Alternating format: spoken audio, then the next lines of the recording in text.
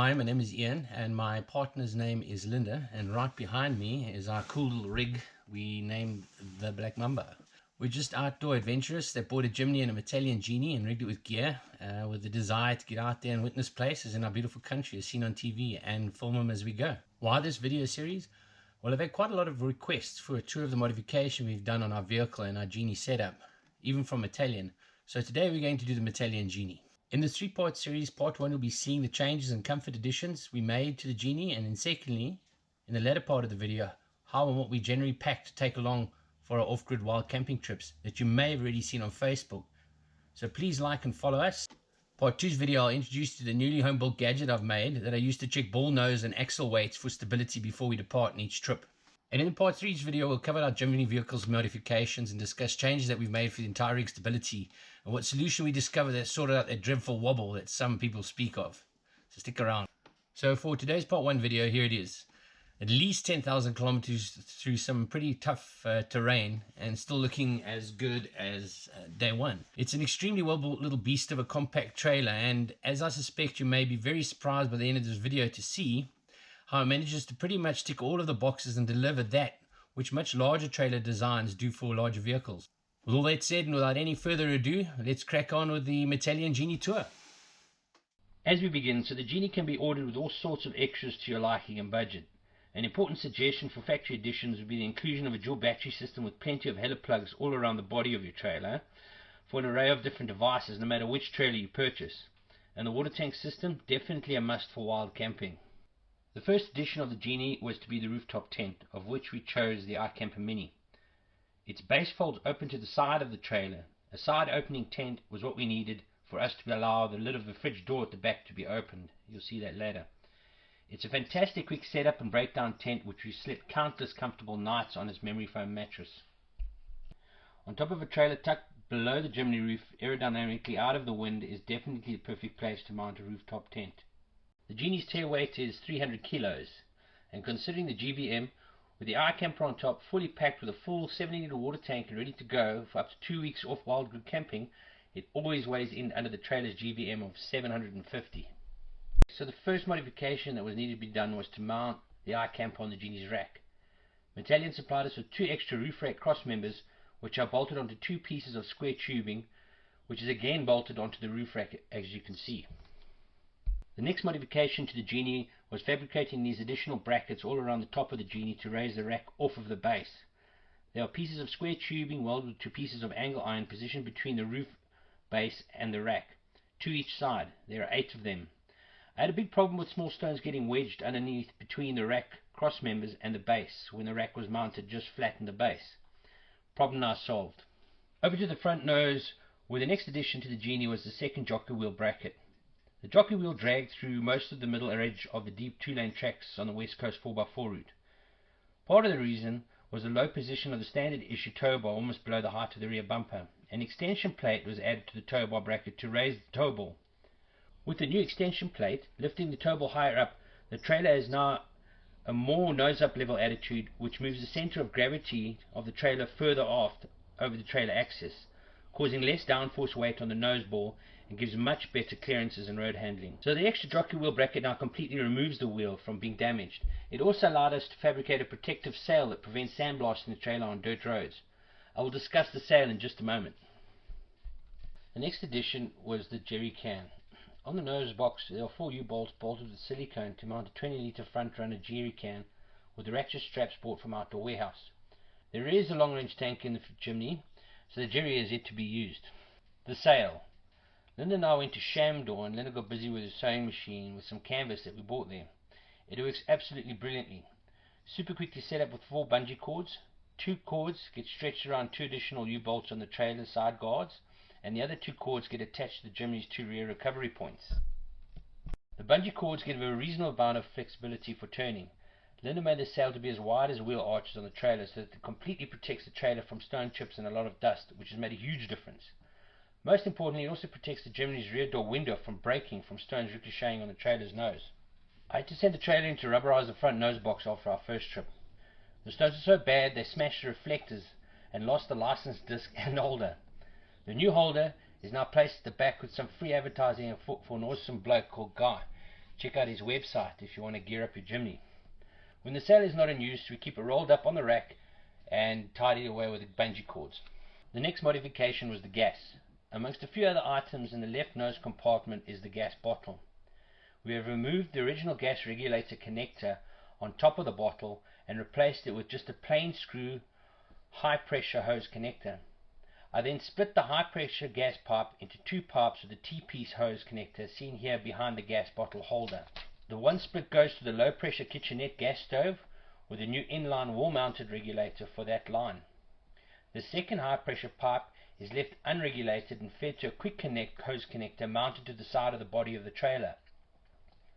From here, a 3-meter extension gas pipe for gas wand to light the braai or gas lamp on a pole can be connected. Overlanding, we never needed fire lighters or had to forego limited space for an extra gas bottle to light the lamp. Why the gas lamp? It's a backup for the electric lamp on rainy days that deliver poor solar charging to the battery. How is the gas lamp connected? In the utility drawer is a bag with a black stand fabricated to hold the gas lamp pole. The stand is made from a dropper spike welded to square tubing that has a number of jack clips to attach the gas pole or an umbrella to.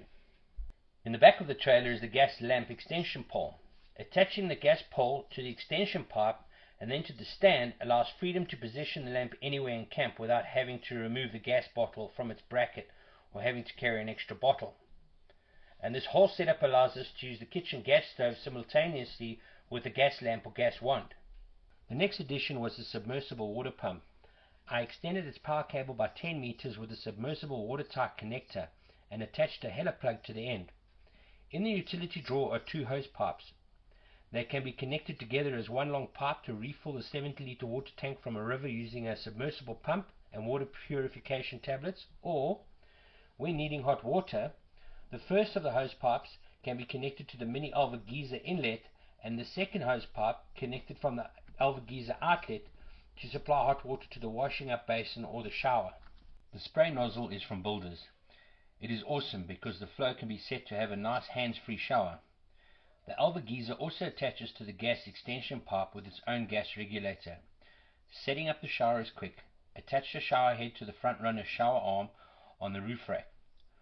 Pull out the 2 spring steel plumbing rods in the PVC pipe mounted on the vehicle's roof rack, which also used to stow the umbrella and fishing rods. The 2 spring steel plumbing rods are then easily connected together. Once connected, feed the one end through an I bolt and a modified bracket with a U bolt underneath the front end of the roof rack. Bend the rod around and repeat the same at the rear end to install the superlight curtain rail. In a small bag in the utility compartment is a very lightweight nylon shower curtain, to which we added small peg eyelets at the bottom to peg it into the ground. Hang the curtain onto the rail, place the rubber shower mat on the ground, and peg the curtain down through the eyelets into the ground for a very welcome wild camping hot shower in the bush.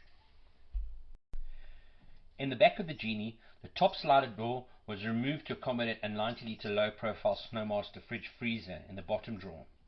Such a large fridge is really great for extended overlanding wild camping trips. Cable tensioners are used to secure the fridge down in the front and a similar configuration with short chains in the back. Behind the fridge, there is still room to store a few more items, including a collapsible bucket, 2 collapsible wash-up basins, and the royal throne. In the same bag as the gas pole stand is a foldable section taken from an old Campmaster kitchen cupboard. I attached the old cupboard brackets to the rear end of the trailer body. Luck had it that the collapsible buckets fitted into the stand perfectly as wash-up basins for a handy camping scullery. Hot water is now available from the Alva-Geyser setup if needed. In the utility compartment, amongst many other items, is the water tank filtration system, which has also been modified. As a standard from Metalian, the water passed through a particle filter before the pump and then only exited via a single line through the filter to a loose flexi hose. I modified the line by splitting the line, allowing for the water to flow out one of 2 ways. The first line directs the water through the original water filter to a T-piece connector to the flexi hose, and the second valve allows for unfiltered water to flow direct to the T-piece and the flexi hose without going through the filter. The flexi hose is also now connected to another high pressure quick connector on the bodywork of the trailer. In the utility door is the tap that is quick and easy to connect. The Metalian Genie comes with a pressure switch on the motor which turns the pump off when closing a tap to protect the pump. I added the second unfiltered line for washing dishes and occasionally bleaching the tank if it has been standing for an extended period of time to remove any mold. On top of the nose we made a bracket for the spade from 50mm square steel tubing, plastic end plugs, which is bolted with silicone to the lid. Mounting it here keeps weight off the chimney roof and places it in a super convenient spot for quick access when you need to dig yourself out of sand, put the fire out before bedtime, or most importantly, when duty calls to take a little brisk morning walk with the spade and the royal throne. So there you have it, folks. That now concludes all of our additions and modifications to our amazing little Genie trailer. On to the second part of this video. As mentioned earlier, we get to discuss what we take along and how we pack it. First, a couple of tips. When it comes to packing, we always use a camping checklist that we run through before each trip to ensure that everything is topped up and packed, and always take along a small notepad on the side door of the vehicle to jot down any new additions to the list. One really great handy overlanding packing device that has worked very well for us is a vacuum sealer machine here at home. Fridge and freezer space, as you know, is very valuable when overlanding for days. Removing the fresh produce out of those bulky styrofoam packaging into vacuum bags before departing is a great space saver. It also is a fantastic way to pre-flavor your meat with your favorite rub or marinade. It keeps your perishables fresher for longer, portions out your meals, and results in much smaller garbage bags when you leave to come home. Vacuum bags available in many different sizes at Westpac, well worth looking into if you're serious about doing long overlanding trips. Last happy tip for the day is that we always travel with the water tank empty to the last or nearest place to a trail's entry point that has water available. As you all know, the Jimny is not the fastest on hills, and saving that weight, especially when your trail point is hours away, saves a bit on fuel. So on swings and roundabouts, what we sometimes lose on buying mineral water to top up our tank with, kind of we save on fuel and time. So enough funful facts for now. Let's go through what and how we pack on our trails, and hope you enjoy. So we start top of the nose box. It's an easy access point when the trailer is hitched, so I like to keep both the Indy Flate and the compressor stored here. Also handy to reach are the bungee cords for the sail, the veggie seafood grill, the picnic blanket, which is very lacquer for the beach, a Jaffa iron for breakfast braai leftovers. I've tried many braai grid products and this is the most practical by far. Some very important welding gloves, ground pegs for the bat awning, air pump for the two mattresses for the two-man tent, which I'll show you later, the trailer stabilizer legs, an axe, and the fire hydrant. Not shown in here, but I also keep the braai wand and braai tongs in the top. And that sums up the top of the nose box. Onto the right hand nose compartment, the rubber shower mat, submersible pump, the Alva gas geyser, two rechargeable cooling fans for hot nights, a warm blanket, an electric blanket with an extended cable attached to a header plug which plugs into the trailer for those very cold nights. The next is the right hand side utility compartment, showing it here almost empty and then fully packed. The two main factory fitted components are the water pump and the electrical control box. The box manages power from either the ground port, solar panel, or the vehicle's alternator when driving. With port power, I'm able to use the multi-plug in the kitchen compartment for AC power, and DC power is always supplied from a number of header plugs all around the trailer. Other items packed in here are the shower curtain, a decanting pipe for the 20-litre jerry can, the two hose pipes mentioned before, the gas extension pipe mentioned before, two ropes for tying down the batwing on windy days, which also double up as wash lines, and lastly at the bottom is the gas pole umbrella stand and wash bay stand bag, which I also mentioned earlier. In the utility door we store the tap for the 70-litre water tank. The organizer pockets are very handy. In this pocket are the LED strip lights with header plugs and jack clips for lighting. In the plumbing pocket are all the spare hose pipe adapters and spare water pump connectors. The water meter is very handy when loading a limited exact amount of drinking water when needed to ensure the lightest of loading. And lastly, water purification tablets in the event the tank is refilled with emergency drinking water from a river or a stream. In the electrical pocket, we have electric tape, automotive double-sided tape, spare items like cigarette lighter plugs, Heller and Anderson plugs, and a round 2-prong adapter. In here are spare batteries for the Alva gas igniter, extra locks, and waterproofing 10 seam sealer. In the tool pocket is a basic set of tools. The recovery bag in the vehicle, which I cover in the next video, contains more essential tools. In here are some storm straps, never yet needed, Doom for malaria areas, Q20, that must for rust, and lastly, never leave home without it, plenty of sturdy cable ties. In the right rear saddle box are some multi-plugs for when the trailer is connected to AC port power in camp to charge devices inside the tent. A short white extension cord is used for the multi-plug inside the tent, and the solar panel cable, which has 2 Anderson plugs to alternate solar power from charging between the trailer's battery and the vehicle's dual battery system. The main back compartment.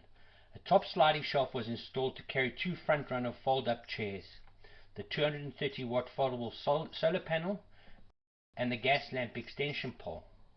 The 90 litre Slowmaster bins can be configured to be either split fridge or freezer, or both as fridge or both as freezer. In the drawer behind the fridge there is a space for fold-up buckets, 2 wash bay fold-up basins, and the royal throne. Down in the belly is the 70 litre water tank, and in the front belly compartment, which is accessible from the kitchen side, are 2 medium backpacks, a small hiking 2-man tent, and 3 waterproof bags for overnight hikes.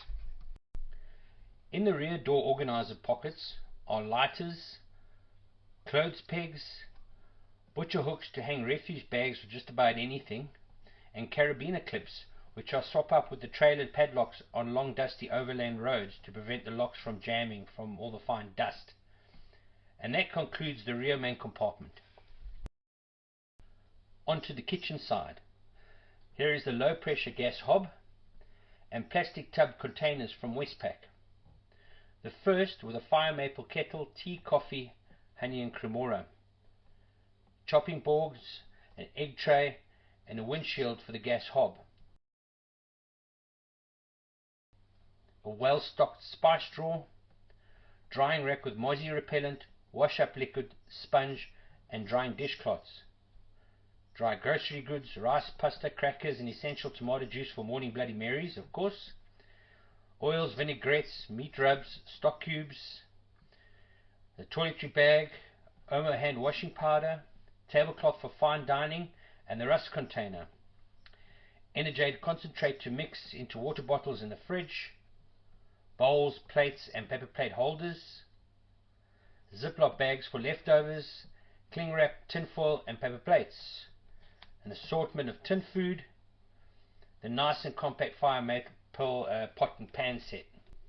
And here, as mentioned before, just to show you the access to the hiking gear which we viewed from the main rear compartment earlier. And lastly, the cutlery drawer. Always remember to pack a wine opener, can opener, and a basting brush. And that sums up the kitchen of this awesome compact mini 4x4 camping trailer. And there we have it, folks. As I mentioned in the beginning, I'm hoping that you'll be pleasantly surprised at what this tiny, light and rugged little guy can carry, and how it can meet delivering almost all of the needs that larger trailers do. I hope that you enjoyed this video with all the gadgets as much as I have making them and filming this, and I also hope that some of these crazy ideas might help or inspire some of your own. In the next video we cover trailer weight and balance and a new gadget I constructed to weigh the trailer before departing. And in the video thereafter we check out the Mamba with its cool additions and stability. Safe exploring, remember, keep the blue side up. Till next time, take care.